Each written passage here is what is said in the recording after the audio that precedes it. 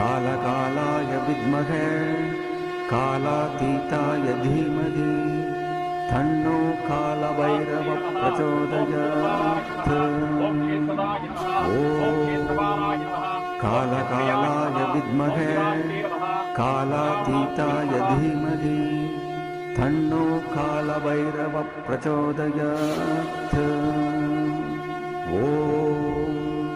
कालकालाय विद्महे कालातीताय धीमहि तन्नो कालभैरवः प्रचोदयात्। कालकालाय विद्महे कालातीताय धीमहि तन्नो कालभैरवः प्रचोदयात्। कालकालाय विद्महे कालातीताय धीमहि तन्नो कालभैरवः प्रचोदयात्। कालकालाय विद्महे कालातीताय धीमहि तन्नो दिव्यमान पावनाग्रिपङ्कजं ध्यानयज्ञसूत्रमिन्दुशेखरं प्रभाकरं नारदादि योगि वृन्दवन्दितं दिगम्बरं काशिकापुरादिनाथकालभैरवं भजे। भानुकोटिभास्करं भवासितारकं परं नीलकण्ठमित्तितार्थदायकं त्रिलोचनं कालकालमम्बुजाक्षवक्षशूलवक्षरं काशिकापुरादिनाथ कालभैरवं भजे। ॐ यं यं यं यक्षरूपं दशविधिविदितं भूमिकम्पायमानं संसंहारमूर्तिं शिरोमगुडशेखरं चन्द्रबिम्बं दं दं दं दीर्घकायं विकृतमुखं चिर्धरोमं करालं पं पं पापनाशं प्रणवसततं भैरवं क्षेत्रबालम्। कालकालाय विद्महे कालातीताय धीमहि तन्नो कालभैरवः प्रचोदयात्। कालकालाय विद्महे कालातीताय धीमहि तन्नो कालभैरवः प्रचोदयात्।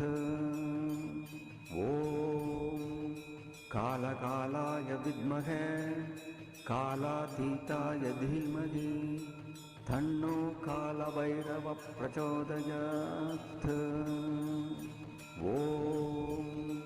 कालकालाय विद्महे कालातीताय धीमहि तन्नो कालभैरवः प्रचोदयात्।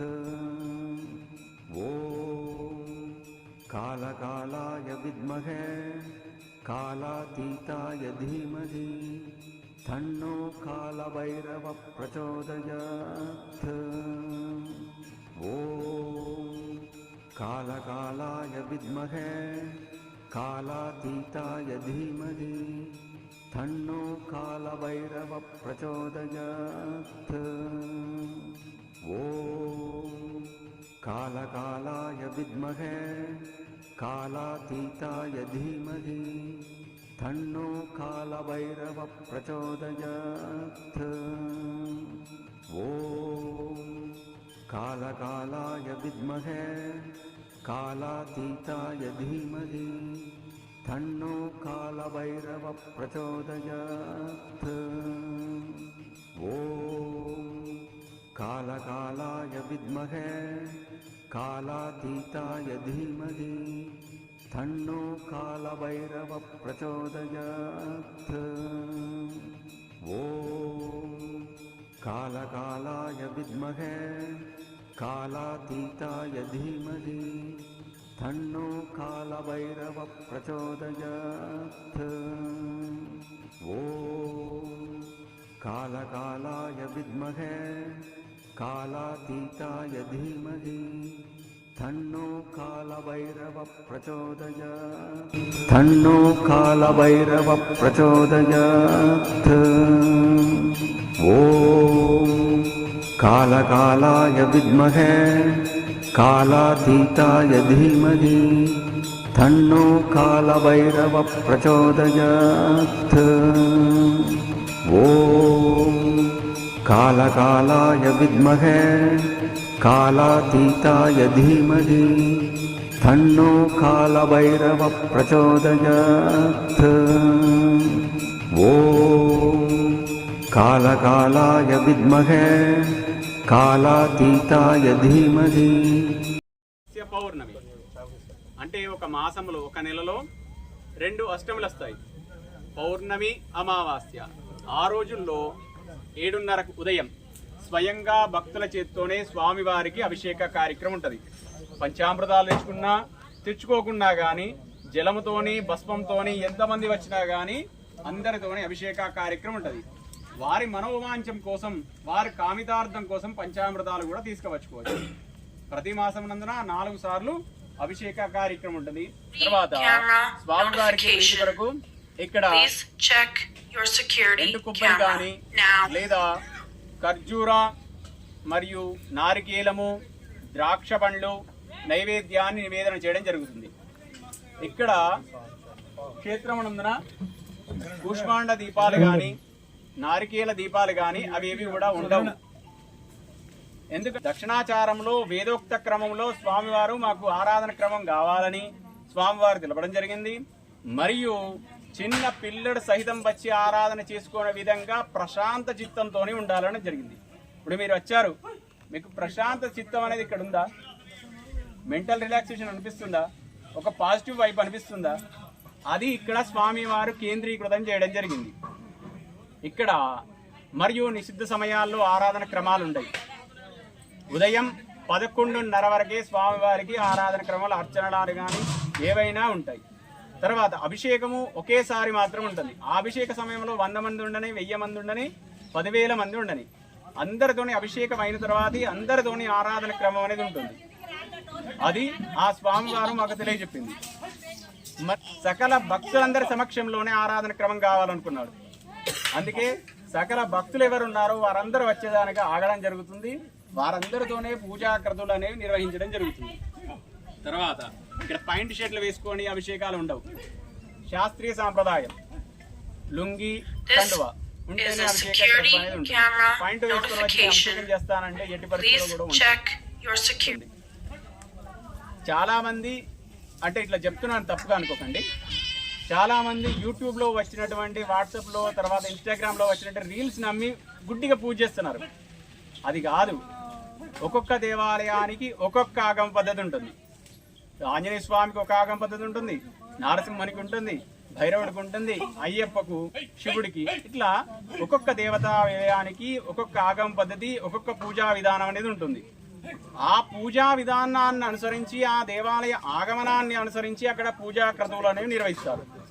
ఎవరో ఏదో చెప్పారని మనం ఆ దేవాలయానికి వెళ్ళి మనకు నచ్చినట్టుగా అందులో చెప్పినట్టుగా చేస్తే ఆ దేవాలయ ఆగమనానికి విరుద్ధం అవుతుంది. విరుద్ధం కావడంతో స్వామివాడు అక్కడ క్రోధాగ్నితుడు అవుతాడు. హనుమంతుడైనా, భైరవుడైనా, నారసింహుడైనా, చివరికి సరస్వతి అయినా కానీ క్రోధాగ్నితుడు అయినప్పుడు వ్యతిరేక ఫలితాలు అనేవి రావడం జరుగుతుంది. అందుచేత శాస్త్రీయ సాంప్రదాయం ఏ దేవాలయానికి వెళ్ళినప్పుడు, ఇక్కడికనే కాదు ఏ దేవాలయానికి వెళ్ళినా కానీ ఆ దేవాలయంలో ఫస్ట్ అర్చకుడిని అడగండి, మేము ఇట్లా చేయాలనుకున్నాం, చేయవచ్చా చేయరాదా, అడిగిన తర్వాత అక్కడ ఆ దేవాలయంలో అక్కడ దూరం చేయండి. తర్వాత మీ అందరికి ఒక అయ్యప్ప స్వాములు అంటే నాకు ఒక అభిప్రాయం ఉంది. ఏంటి అంటే హిందూ సమాజానికి మీరు సింహాలని నాకు అభిప్రాయం ఉంది. ఎందుకు అని అడిగితే ప్రతినిత్యము మనసు లోపల చిత్తశుద్ధితోని దేవతారాధన చేస్తారు. సంకల్పయుక్తంగా పూజా క్రతువులు నడుస్తాయి.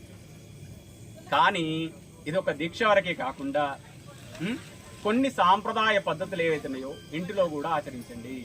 మీరు దేవాలయానికి వెళ్ళినప్పుడు కూడా ఆచరించండి. మీ ఇంట్లో ఉన్నటువంటి స్త్రీమూర్తులు ఎవరైనా కానీ దేవాలయానికి వెళ్ళేటప్పుడు జడ వేసుకొని వెళ్ళమని చెప్పండి. శీకలో ఒక్క పుష్పమైనా కానీ పెట్టుకొని వెళ్ళమని చెప్పండి. చేతులకు గాజులు వేసుకొని వెళ్ళమని చెప్పండి. నుదుడన్న బొట్టు ఇంటికానే పెట్టుకొని పోమని చెప్పండి. తర్వాత మీ పిల్లలు మీ కంట్రోల్లో ఉంటారు. అవునా కాదా? ఎక్కడి నుంచి ఎవరి నుంచి మొదలు కావాల్సిన లేదు. మన నుంచి, మన ఇంటి నుంచి మొదలైతే సమాజం అనేది ఆటోమేటిక్గా మారిపోతుంది. అందుచేత ప్రతి ఒక్కరూ మీ ఇంటి నుండే ధర్మాచరణ ప్రారంభించండి. ఈ క్రతువులు చేయండి.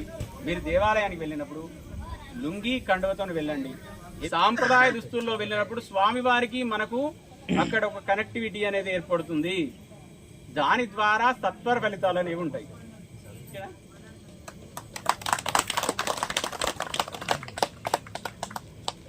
అక్షంతలు ఇచ్చేసారు. భైరవాయ నమః.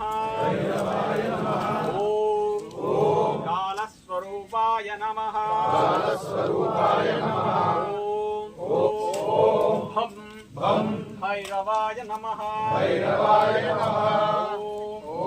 ఓం భం భైరవాయ నమః రక్ష రక్ష మమ కుటుంబ రక్ష రక్ష మమ దేశ